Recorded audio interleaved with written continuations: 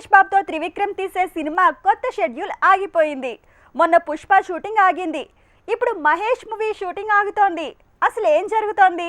Paris trip తర్వాత కొత్త schedule అన్న మహేష్ మనసు మార్చుకున్నాడా? మాటల మాంత్రికుడు మంత్రదండం మర్చిపోయాడా? మహేష్ బాబుతో త్రివిక్రమ్ తీస్తున్న సినిమా మరోసారి ఆగిపోయేలా ఉంది. ఈ పాటికే కొత్త స్కెడ్యూల్ షూటింగ్ అనుకున్నారు. అది కాస్త మే తర్వాత అంటున్నారు. కానీ అసలు రీజన్ వేరే ఉందట. మహేష్ బాబుతో అతడు కలేజా తీసిన త్రివిక్రమ్ ఎందుకు ఇంతకాలం మళ్లీ తనతో మూవీ చేయలేదనే చర్చ ఎప్పటి నుంచో ఉంది. ఆ చర్చకు బ్రేక్ వేసేలా మూడో మూవీ పట్టాలెక్కించారు ఈ ఇద్దరు. కట్ చేస్తే అడుగు పడిన వెంటనే షూటింగ్ ఆగింది. ఇప్పుడు మరోసారి ఆగుతున్నట్టే కనిపిస్తోంది.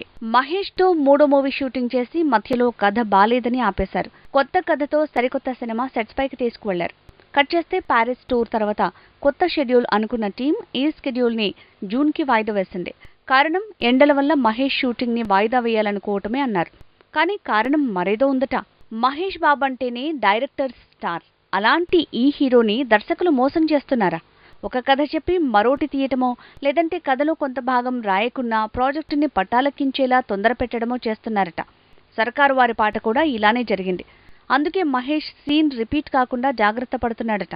ఎన్టీఆర్ తో అరవింద సమేత వీరరాఘవ తీసిన త్రివిక్రమ్ తర్వాత మరో మూవీ ప్లాన్ చేశాడు.